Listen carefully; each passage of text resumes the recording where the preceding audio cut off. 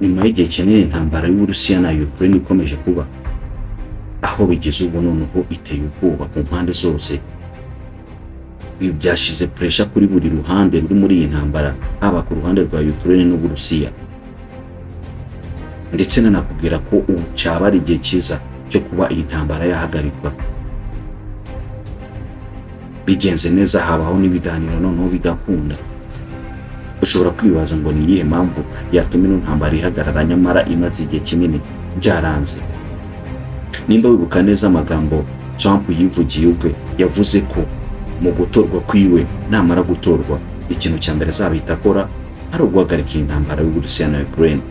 Ibi byatumye Uburusiya bushiramo imbaraga nyinshi z'umurengera, ndetse ikifuza ko yakomeza kugaragara nkaho ari iri gutsinda muri uru rugamba, kugira ngo umunsi bagiye mu biganiro aba ari izagira icyo isaba urundi ruhande rusaba ko iyi ntambara yahagarikwa.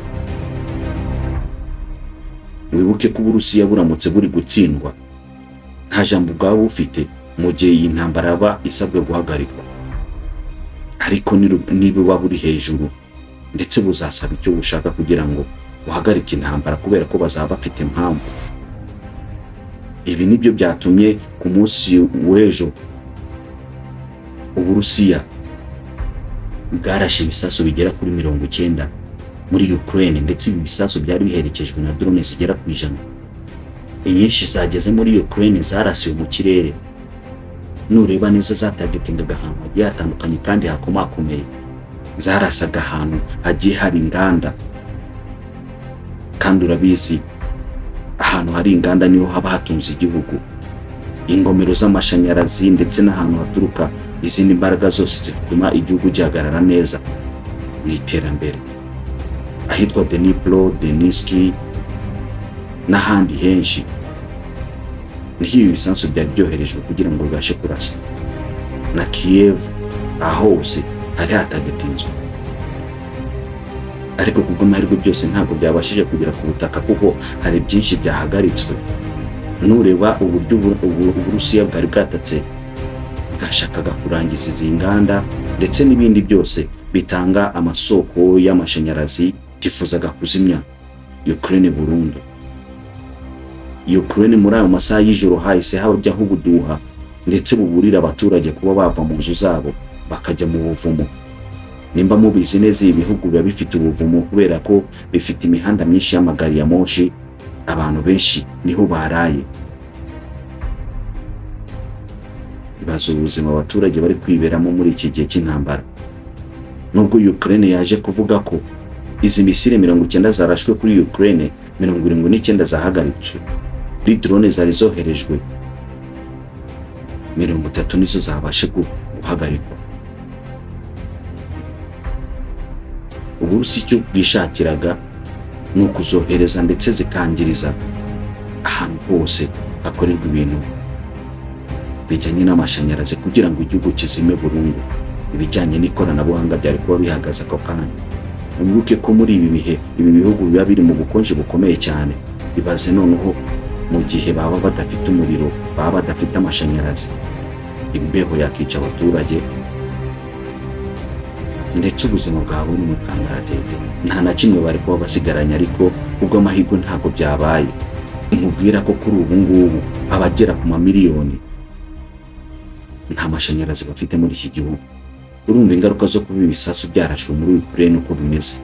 Uburusiya bukomeje gushiramo imbaraga z'umurengera kugira ngo bubashe gutsinda ino ntambara, ndetse igihe cyo kuyihagarika kizagere byibura bafite intsinzi ifatika.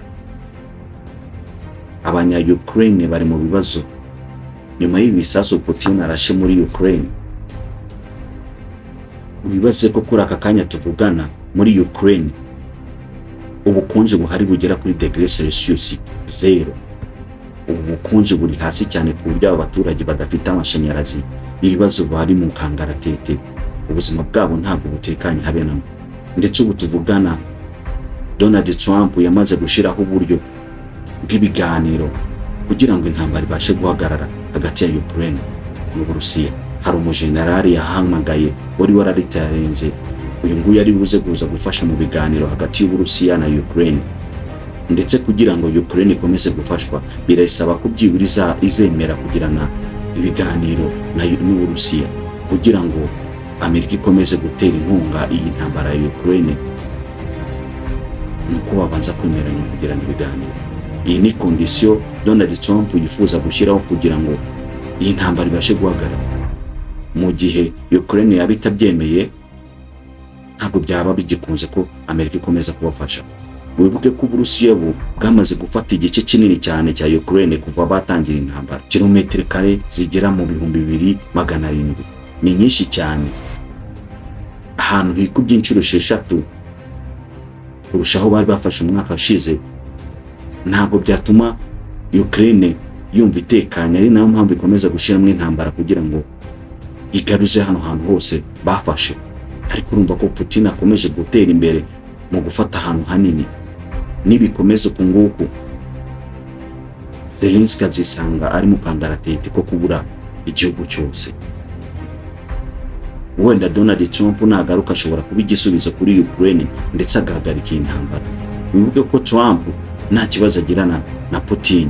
Ibi rero biri gushira kuri pressure ikomeye cyane Uburusiya kugira ngo bashe gukomeza kugaragara ko ariko buri on top, kandi koko ni nako bikwiriye kuba bimeze, kuko mu gihe cyose Uburusiya bwaba buri kugaragara ko buri gutsindwa, ntacyo bwaba bukiri kuramera.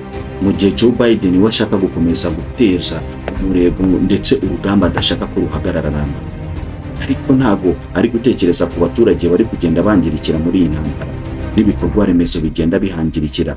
Nimba misile zabo bahaye Ukraine zarananiwe kugira icyo zikora, bituma Putin nawe barasa ibindi bisasu bikomeye, akoresha n'ibitwara atigeze akoresha muri iyi ntambara kuva yatangira. Ndetse wibuke ko ibisasu yageragereje muri Ukraine akabirasa bwa mbere zari misile zitigeze zigera ku isoko, ndetse ni nabwo bwa mbere yarazikoresheje muri iyi ntambara. Ubwabyo ni ikibazo gikomeye kuri Ukraine. Nyamara arishutswe na Amerika nyuma yo ko bari babahaye ibitwaro ndetse bakaba uburenganzira bwo kubirasa ku Burusiya.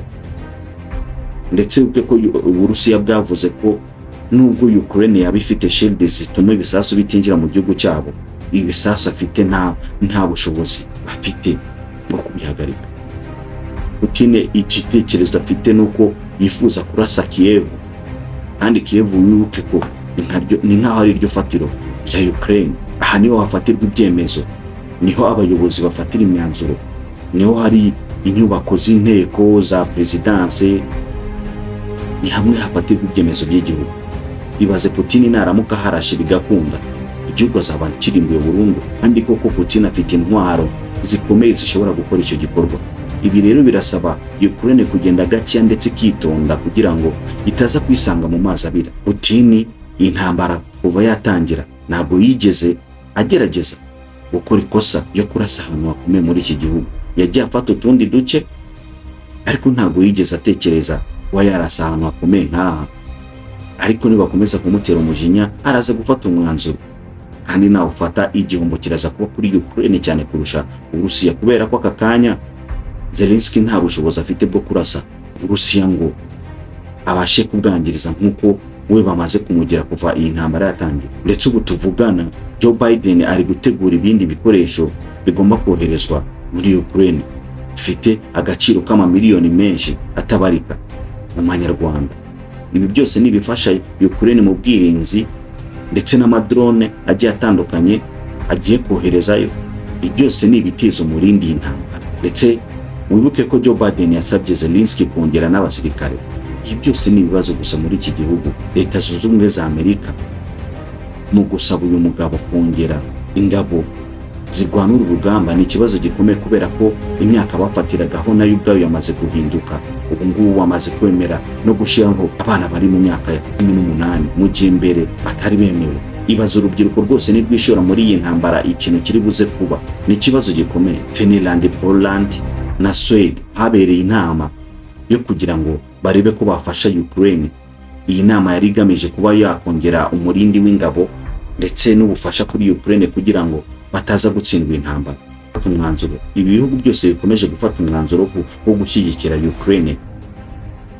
Putin nawe yabifatiye indi myanzuro ndetse ari kugenda bahaza gasopo zitandukanye binyuze muri cyber attack cyangwa se uburyo bwo guhakinga. Ari kubibwira ko nibikomeje gutera inkunga iki gihugu cya Ukraine naho ari buze kugira icyo abikoraho. Wibuke ko Ukraine iri muri NATO ndetse n'ibihugu byose biri muri NATO nibyo biri gutera inkunga Ukraine, ndetse ni nabyo bikomeza gutuma Zelensky atamanika amaboko kuko ku ruhande rwe nta na kimwe yakibashiriza. Ibi bihugu turi kwibaza umwanzuro cyangwa se igisubizo kiri buze kuva muri iyi ntambara, kubera ko nibikomeza gutya Zelensky azisanga mu bihombo bikomeye, kuko nibi bihugu bigera kuri bingahe byose harimo n'Ubudage, kandi Ubudage bukomeye mu gisirikare bukomeza gutera inkunga iki gihugu cya Ukraine, ariko ntibigire igisubizo bitanga, ubwabyo ni ikibazo gikomeye. Bivuga ngo uno Zelensky natareba neza ngo afate umwanzuro ukwiriye ku baturage biwe, araza kwisanga ari gushyira igihugu cyose mu kangaratete, kandi nta mumaro biri buze gutanga. Kugeza aka kanya ibihombo byamaze kuba byinshi, ndetse igihugu birasaba ko nibongera guhagarika ino ntambara bisana bizatangira bushyashya, kubera ko Putin yagiye aharasa kandi yangirije ibikorwa remezo byinshi. Ibyo ubwabyo bishorwamo amamiliyari y'amafaranga kugira ngo byongere kwiyubaka. Wibuke igihugu cyose kiri mu ntambara kugira ngo kiyubake byibura ntabwo bifata munsi y'imyaka 30. Ibaze rero nimba ino ntambara ikomeje ntihagarare icyo bizatanga kuri iki gihugu, nyamara cyari igihugu cyari kimaze kwiyubaka mu buryo bw'iterambere bitewe n'aho giherereye n'imitungo kamere gifite. Reka dutegereze turebe ese Donald Trump araza gutanga igisubizo ko ino ntambara ihagarare, cyangwa nabyo biraba bya bindi.